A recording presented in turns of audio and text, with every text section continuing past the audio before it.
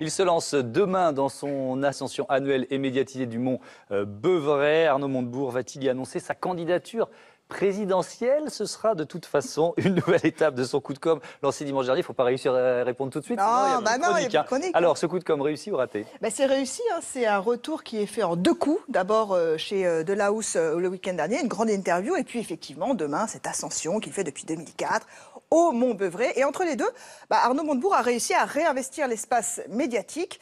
Ça a donc commencé comme ça. 12 mois avant l'élection qui s'annonce, Arnaud Montebourg a peut-être quelque chose en tête. S'il y a des responsabilités à prendre dans une période où le pays s'interroge, où est-ce que nous allons? Où est-ce qu'on emmène la France? Quel est son projet?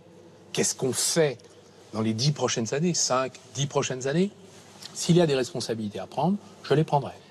C'est malin, 5-10 prochaines années. Enfin bon, bref, l'offensive est lancée. Ouais. Oui, évidemment, l'offensive est lancée avec « je saurai prendre mes responsabilités ». Et puis, c'est assez efficace parce que le lendemain, la presse a relayé cette idée du retour d'Arnaud Montebourg. Et puis alors, on a vu fleurir dans les médias cette semaine une petite armée de soutien.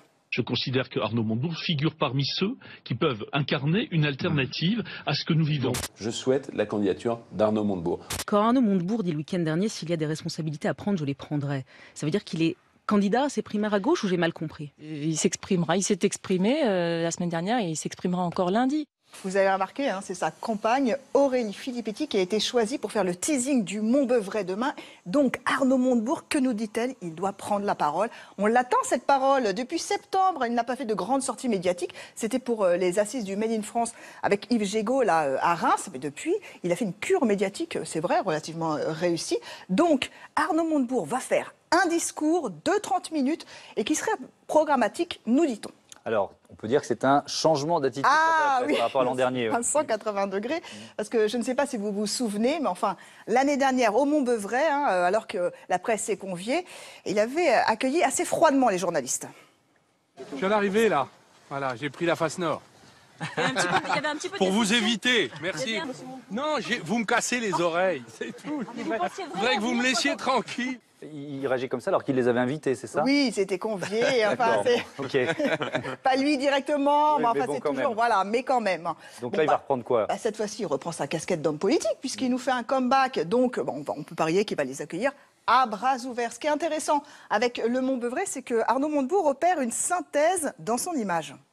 Ils sont tous en train de se positionner par rapport à un homme comme Emmanuel Macron. Donc là, lui, il rappelle qu'il est un élu local, il est un élu de la France des terroirs.